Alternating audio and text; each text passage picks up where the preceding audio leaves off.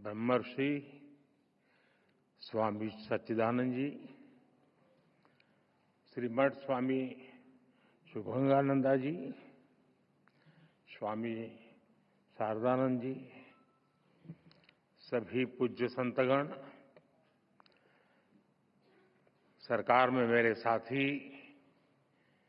Shri George Kurien जी, संसद में मेरे साथी श्री अडूर प्रकाश जी, अन्य सभी वरिष्ठ महानुभाव, देवी और सज्जनों, पिन्ने एंडे एल्ला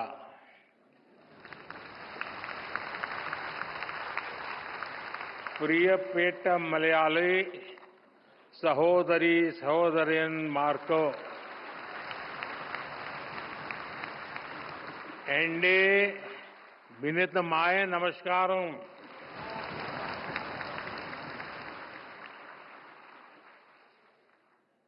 आज ये परिसर देश के इतिहास की एक अभूतपूर्व घटना को याद करने का साक्षी बन रहा है।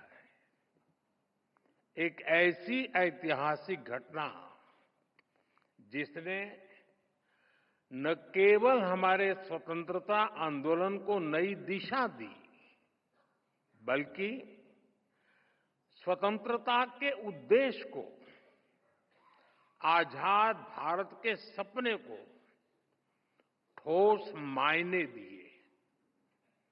100 साल पहले श्री नारायण गुरु और महात्मा गांधी की वो मुलाकात आज भी उतनी ही प्रेरक है, उतनी ही प्रासंगिक है। 100 साल पहले हुई वो मुलाकात सामाजिक समरसता के लिए, विकसित भारत के सामूहिक लक्ष्यों के लिए आज भी ऊर्जा के बड़े स्रोत की तरह है। इस ऐतिहासिक अवसर पर मैं श्री नारायण गुरु के चरणों में प्रणाम करता हूं। मैं गांधी जी को भी अपनी श्रद्धांजलि अर्पित करता हूं। भाई बहनों, श्री नारायण गुरु के आदर्श पूरी मानवता के लिए बहुत बड़ी पूंजी है। जो लोग देश और समाज की सेवा के संकल्प पर काम करते हैं, श्री नारायण गुरु उनके लिए प्रकाश स्तंभ की तरह है। आप सभी जानते हैं कि समाज के शोषित, पीड़ित, वंचित वर्ग से मेरा किस तरह का नाता है, और इसलिए आज भी मैं जब समाज के शोषित, वंचित वर्ग के लिए बड़े निर्णय लेता हूं, तो मैं गुरुदेव को जरूर याद करता हूं। 100 साल पहले के वो सामाजिक हालत, सदियों की गुलामी के कारण आई विकृतियां, लोग उस दौर में उन बुराइयों के खिलाफ बोलने से डरते थे, लेकिन श्री नारायण गुरु ने विरोध की परवाह नहीं की। वो कठिनाइयों से नहीं डरे, क्योंकि उनका विश्वास समरसता और समानता में था। उनका विश्वास सत्य, सेवा और सौहार्द में था। यही प्रेरणा हमें सबका साथ, सबका विकास का रास्ता दिखाती है। यही विश्वास हमें उस भारत के निर्माण के लिए ताकत देता है, जहां अंतिम पायदान पर खड़ा व्यक्ति हमारी पहली प्राथमिकता है। साथियों, शिवगिरी मठ से जुड़े लोग और संत जन भी जानते हैं कि श्री नारायण गुरु हैं और शिवगिरी मठ में मेरी कितनी अगाध आस्था रही है। मैं भाषा तो नहीं समझ पा रहा था, लेकिन पूज्य सच्चिदानंद जी जो बातें बता रहे थे वो पुरानी सारी बातें याद कर रहे थे। और मैं भी देख रहा था कि उन सब बातों पर आप बड़े भाव विभोर होकर के उसके साथ जुड़ जाते थे। और मेरा सौभाग्य है कि मठ के पूज्य संतों ने हमेशा मुझे अपना स्नेह दिया है। मुझे याद है 2013 में,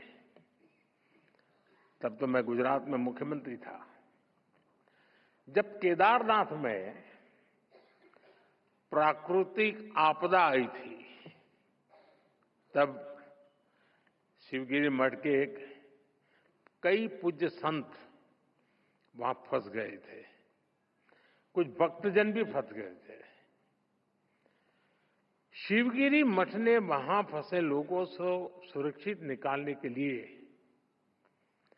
भारत सरकार का संपर्क नहीं किया था। प्रकाश जी, बुरा मत मानना। शिवगिरी मठ ने, मैं एक राज्य का मुख्यमंत्री था, मुझे आदेश दिया और इस सेवक पर भरोसा किया कि भाई ये काम तुम करो। और ईश्वर कृपा से सभी संत, सभी भक्तजन को सुरक्षित में ला पाया था। साथियों, वैसे भी मुश्किल समय में हमारा सबसे पहला ध्यान उसकी ओर जाता है जिसे हम अपना मानते हैं, जिस पर हम अपना अधिकार समझते हैं। और मुझे खुशी है कि आप अपना अधिकार मुझ पर समझते हैं। शिवगिरी मठ के संतों के इन अपनेपन से ज्यादा आत्मिक सुख की बात मेरे लिए और क्या हुई। साथियों, मेरा आप सबसे एक रिश्ता काशी का भी है।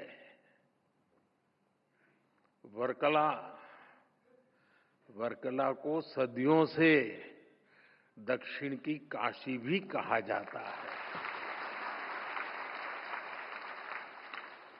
और काशी चाहे उत्तर की हो या दक्षिण की, मेरे लिए हर काशी मेरी काशी ही है।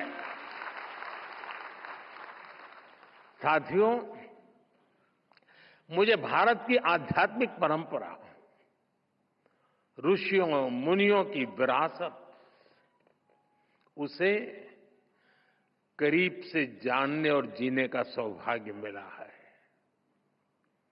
भारत की ये विशेषता है कि हमारा देश जब भी मुश्किलों के भंवर में फंसता है, कोई न कोई महान विभूति देश के किसी कोने में जन्म लेकर समाज को नई दिशा दिखाती है। कोई समाज के आध्यात्मिक उत्थान के लिए काम करता है, कोई सामाजिक क्षेत्र में समाज सुधारों को गति देता है। श्री नारायण गुरु ऐसे ही महान संत थे। निवृत्ति पंचकम और आत्मोपदेश शतकम जैसी उनकी रचनाएं ये अद्वैत और अध्यात्म के किसी भी स्टूडेंट के लिए गाइड की तरह हैं। साथियों, योग और वेदांत साधना और मुक्ति नारायण गुरु के मुख्य विषय थे, लेकिन वो जानते थे कि कुरीतियों में फंसे समाज का आध्यात्मिक उत्थान उसके सामाजिक उत्थान से ही संभव होगा। इसलिए उन्होंने अध्यात्म को समाज सुधार और समाज कल्याण का एक माध्यम बनाया और श्री नारायण गुरु के ऐसे प्रयासों से गांधी जी ने भी प्रेरणा पाई, उनसे मार्गदर्शन लिया। गुरुदेव रविन्द्रनाथ टैगोर जैसे विद्वानों को भी श्री नारायण गुरु से चर्चा का लाभ मिला। साथियों, एक बार किसी ने श्री नारायण गुरु की आत्मोपदेश शतकम रमण महर्षि जी को सुनाई थी। उसे सुनकर रमण महर्षि जी ने कहा था, अवर एल्लाम तेरिंजवर, यानी वो सब कुछ जानते हैं। और उस दौर में जब विदेशी विचारों के प्रभाव में भारत की सभ्यता, संस्कृति और दर्शन को नीचा दिखाने के षड्यंत्र हो रहे थे, श्री नारायण गुरु ने हमें ये एहसास कराया कि कमी हमारी मूल परंपरा में नहीं है। हमें अपने आध्यात्म को सही अर्थों में आत्मसात करने की जरूरत है। हम नर में श्री नारायण को, जीव में शिव को देखने वाले लोग हैं। हम द्वैत में अद्वैत को देखते हैं, हम भेद में भी अभेद देखते हैं, हम विविधता में भी एकता देखते हैं। साथियों, आप सभी जानते हैं, श्री नारायण गुरु का मंत्र था, ओरु जाति, ओरु मतम, ओरु देवम, मनुष्यनु।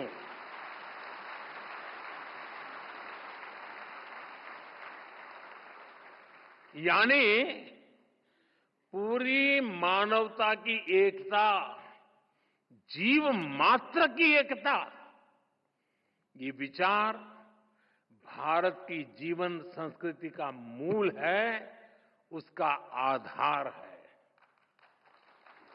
आज भारत उस विचार को विश्व कल्याण की भावना से विस्तार दे रहा है। आप देखिए, अभी हाल ही में हमने विश्व योग दिवस मनाया। इस बार योग दिवस की थीम थी, yoga for one earth one health, यानी एक धरती एक स्वास्थ्य। इसके पहले भी भारत ने विश्व कल्याण के लिए वन वर्ल्ड वन हेल्थ जैसे इनिशिएटिव शुरू किया है। आज भारत सस्टेनेबल डेवलपमेंट की दिशा में वन सन, वन अर्थ, वन ग्रिड जैसे ग्लोबल मूवमेंट को भी लीड कर रहा है। आपको याद होगा 2023 में भारत ने जब G20 समिट को होस्ट किया था, हमने उसकी भी थीम रखी थी, one earth, one family, one future. हमारे इन प्रयासों में वसुधैव कुटुंबकम की भावना जुड़ी हुई है। श्री नारायण गुरु जैसे संतों की प्रेरणा जुड़ी हुई है। साथियों, श्री नारायण गुरु ने एक ऐसे समाज की परिकल्पना की थी जो भेदभाव से मुक्त हो। मुझे संतोष है कि आज देश सैचुरेशन अप्रोच पर चलते हुए भेदभाव की हर गुंजाइश को खत्म कर रहा है। लेकिन आप 10-11 साल पहले की हालत को याद करिए। आजादी के इतने दशक बाद भी करोड़ों देशवासी कैसा जीवन जीने को मजबूर थे। करोड़ों परिवारों के सिर पर छत तक नहीं थी। लाखों गांवों में पीने का साफ पानी नहीं था। छोटी छोटी बीमारी में भी इलाज कराने का विकल्प नहीं। गंभीर बीमारी हो जाए तो जीवन बचाने का कोई रास्ता नहीं। करोड़ों गरीब, दलित, आदिवासी महिलाएं मूलभूत मानवीय गरिमा से वंचित थे।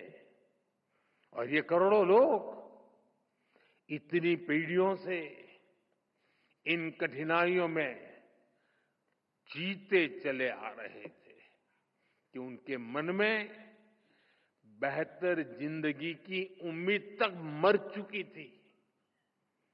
जब देश की इतनी बड़ी आबादी ऐसी पीड़ा और निराशा में थी, तब देश कैसे प्रगति कर सकता था। और इसलिए हमने सबसे पहले संवेदनशीलता को सरकार की सोच में ढाला। हमने सेवा को संकल्प बनाया। इसी का परिणाम है कि हम पीएम आवास योजना के तहत करोड़ों गरीब, दलित, पीड़ित, शोषित, वंचित परिवारों को पक्के घर दे पाए। हमारा लक्ष्य हर गरीब को उसका पक्का घर देने का है। और ये घर केवल ईंट सीमेंट का ढांचा नहीं होता, उसमें घर की संकल्पना साकार होती है, तमाम जरूरी सुविधाएं होती है। हम 4 दीवारों वाली इमारत नहीं देते, हम सपनों को संकल्प में बदलने वाला घर देते हैं। इसलिए पीएम आवास योजना के घरों में गैस, बिजली, शौचालय जैसी हर सुविधा सुनिश्चित की जा रही है। जल जीवन मिशन के तहत हर घर तक पानी पहुंचाया जा रहा है। ऐसे आदिवासी इलाकों में जहां कभी सरकार पहुंची ही नहीं, आज वहां विकास की गारंटी पहुंच रही है। आदिवासियों में, उसमें भी जो अति पिछड़े आदिवासी हैं, हम उनके लिए पीएम जनमन योजना शुरू की है। उससे आज कितने ही इलाकों की तस्वीर बदल रही है। इसका परिणाम यह है कि समाज में अंतिम पायदान पर खड़े व्यक्ति में भी नई उम्मीद जगी है। वो न केवल अपना जीवन बदल रहा है, बल्कि वो राष्ट्र निर्माण में भी अपनी मजबूत भूमिका देख रहा है। साथियों, श्री नारायण गुरु ने हमेशा महिला सशक्तिकरण पर जोर दिया था। हमारी सरकार भी वुमेन लेड डेवलपमेंट के मंत्र के साथ आगे बढ़ रही है। हमारे देश में आजादी के इतने साल बाद भी ऐसे कई क्षेत्र थे जिनमें महिलाओं की एंट्री ही बैन थी। हमने इन प्रतिबंधों को हटाया। नए नए क्षेत्रों में महिलाओं को अधिकार मिले। आज स्पोर्ट्स से लेकर स्पेस तक हर फील्ड में बेटियां देश का नाम रोशन कर रही है। आज समाज का हर वर्ग, हर तबका एक आत्मविश्वास के साथ विकसित भारत के सपने को, उसमें अपना योगदान दे रहा है।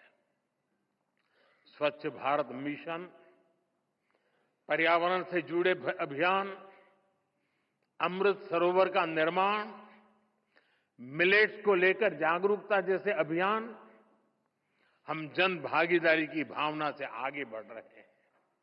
140 करोड़ देशवासियों की ताकत से आगे बढ़ रहे हैं। साथियों, श्री नारायण गुरु कहते थे, विद्या कौन प्रबुद्धर आवुका, संगठना कौन शक्तर आऊ का प्रयत्नम कर्ण संपन्नार आऊ का, यानी enlightenment through education, strength through organisation, prosperity through industry. उन्होंने खुद भी इस विजन को साकार करने के लिए महत्वपूर्ण संस्थाओं की नींव रखी थी। शिवगिरी में ही गुरुजी ने शारदा मठ की स्थापना की थी। मां सरस्वती को समर्पित ये मठ, इसका संदेश है कि शिक्षा ही वंचितों के लिए उत्थान और मुक्ति का माध्यम बनेगी। मुझे खुशी है कि गुरुदेव के उन प्रयासों का आज भी लगातार विस्तार हो रहा है। देश के कितने ही शहरों में गुरुदेव सेंटर्स और श्री नारायण कल्चरल मिशन मानव हित में काम कर रहे हैं।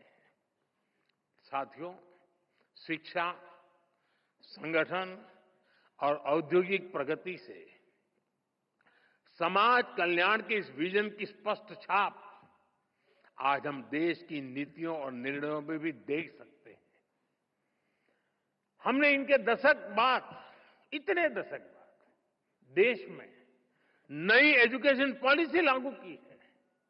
नई एजुकेशन पॉलिसी न केवल शिक्षा को आधुनिक और समावेशी बनाती है, बल्कि मातृभाषा में पढ़ाई को भी बढ़ावा देती है।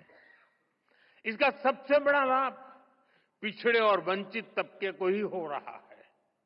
साथियों, हमने पिछले एक दशक में देश में इतनी बड़ी संख्या में नई आईआईटी, आईआईएम, एम्स जैसे संस्थान खोले हैं, जितने आजादी के बाद 60 वर्षों में नहीं खुले थे। इसके कारण आज उच्च शिक्षा में गरीब और वंचित युवाओं के लिए नए अवसर खुले हैं। बीते 10 साल में आदिवासी इलाकों में 400 से ज्यादा एकलव्य आवासीय स्कूल खोले गए हैं। जो जनजातीय समाज कई पीढ़ियों से शिक्षा से वंचित थे, उनके बच्चे अब आगे बढ़ रहे हैं। भाइयों बहनों, हमने शिक्षा को सीधे स्किल और अवसरों से जोड़ा है। स्किल इंडिया जैसे मिशन देश के युवाओं को आत्मनिर्भर बना रहे हैं। देश की औद्योगिक प्रगति, प्राइवेट सेक्टर में हो रहे बड़े रिफॉर्म्स, मुद्रा योजना, स्टैंड अप योजना, इन सबका भी सबसे बड़ा लाभ दलित, पिछड़ा और आदिवासी समाज को हो रहा है। साथियों, श्री नारायण गुरु एक सशक्त भारत चाहते थे। भारत के सशक्तिकरण के लिए हमें आर्थिक, सामाजिक और सैन्य हर पहलू में आगे रहना है। आज देश इसी रास्ते पर चल रहा है। भारत तेजी से दुनिया की तीसरे नंबर की इकोनॉमी बनने की तरफ बढ़ रहा है। हाल में दुनिया ने ये भी देखा है कि भारत का सामर्थ्य क्या है। ऑपरेशन सिंदूर,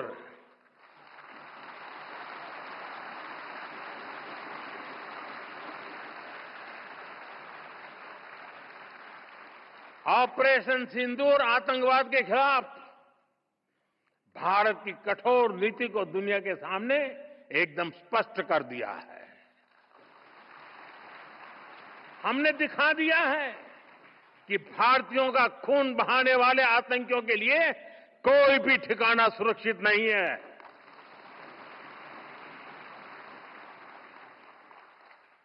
साथियों, आज का भारत देश हित में जो भी हो सकता है और जो भी सही है, उसके हिसाब से कदम उठाता है। आज सैन्य जरूरतों के लिए भी भारत की विदेशों पर निर्भरता लगातार कम हो रही है। हम डिफेंस सेक्टर में आत्मनिर्भर हो रहे हैं और इसका प्रभाव हमने ऑपरेशन सिंदूर के दौरान भी देखा है। हमारी सेनाओं ने भारत में बने हथियारों से दुश्मन को 22 मिनट में 22 मिनट में घुटने टेकने के लिए मजबूर कर दिया। मुझे विश्वास है आने वाले समय में मेड इन इंडिया हथियारों का डंका पूरी दुनिया में बजेगा।